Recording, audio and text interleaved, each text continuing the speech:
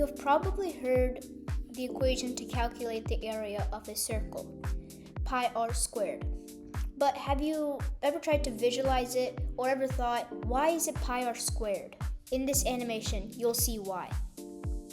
Right here, I'm going to pick the radius of any circle and it will draw it out. Just for example purposes, I'll just pick the radius of 2.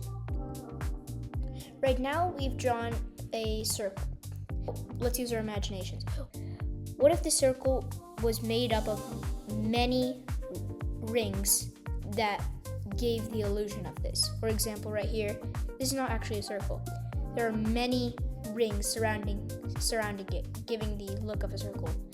What if we were to unravel every single ring and lay it flat? If we were to lay out every single ring, we'll get a certain shape. This animation will show that. Now, what's happening here is that every single ring is getting unraveled and is getting lined up against this.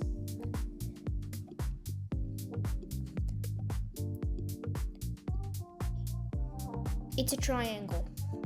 Now, let's calculate the area of a triangle, which is base times height over 2. First, we need the base. First, we need the height.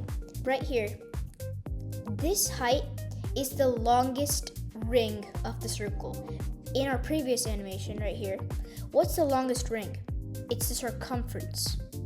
We know how to calculate the circumference of a circle. It's 2πr. And if we plug that into our equation where r is 2, we'll get 4π. So we know that this side length is 4π.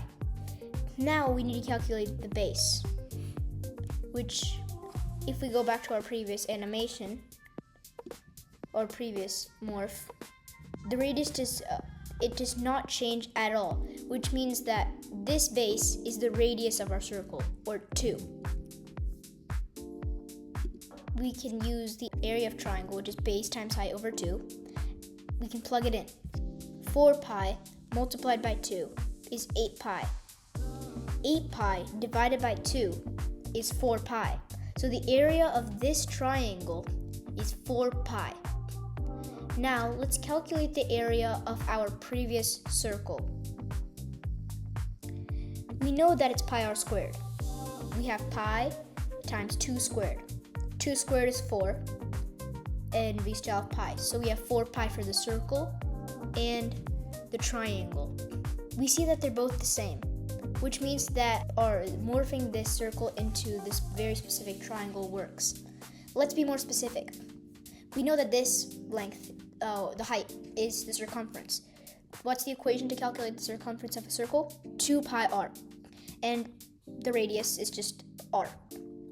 Now let's plug that in to our area of triangle formula. So what we have here is 2πr², 2πr times r, which is 2πr², all over 2. Simplifying this, we can cancel out these 2's, and we get πr². Isn't that surprising? We've morphed a circle into a triangle and the area into such a way that we can prove the area of a circle. Hence, we know that the formula to calculate the area of a circle is πr². This is the visual proof of why.